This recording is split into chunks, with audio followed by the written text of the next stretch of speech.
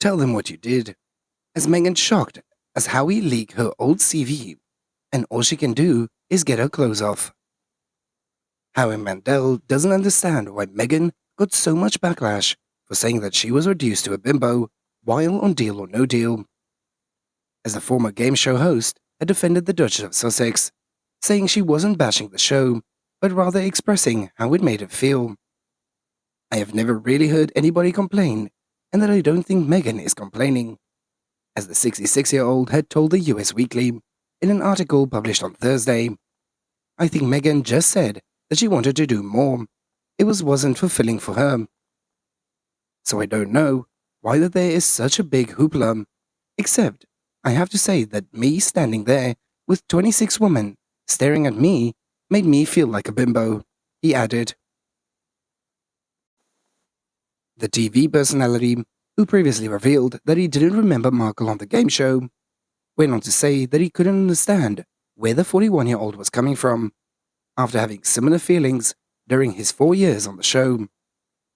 I get it, because I have never said this before, but they had this pyramid of 26 beautiful, intelligent women standing there, just staring at me like I was a piece of meat, he continued. It was in the center, and I dressed up in a suit, and I felt like I am more than this, and they would just look at me, and I had nothing to do. Although Mandel says that he felt like nothing while on the iconic game show, he assured it was a great workplace environment. As Markle got into hot water earlier this month, after saying that on her podcast, Archetypes, that she had quit the now defunct game show because she was so much more than what was being objectified on stage. As I didn't feel like I was forced to be all looks and little substance, and that is how it felt for me at the time, being reduced to the specific archetype, the word bimbo, she said. Following her controversial comments, social media users, former employees from the show, and even Whoopi Goldberg had spoke out against her claims. As the co-host of The View had rejected Markle's claims, saying that taking the job seemingly beneath you is just a part of show business.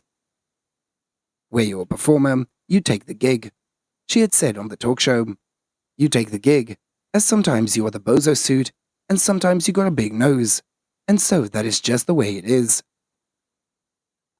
As Meghan Markle had capitalized to fame following her marriage to Prince Harry, and despite being a recognized actor in Hollywood, her royal wedding amplified her fame even further.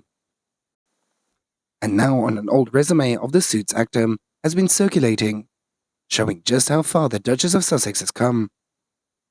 As the resurfaced CV boasts of Meghan's impeccable kickboxing and martial arts skills, as well as several other strengths that seems to be quite proud of.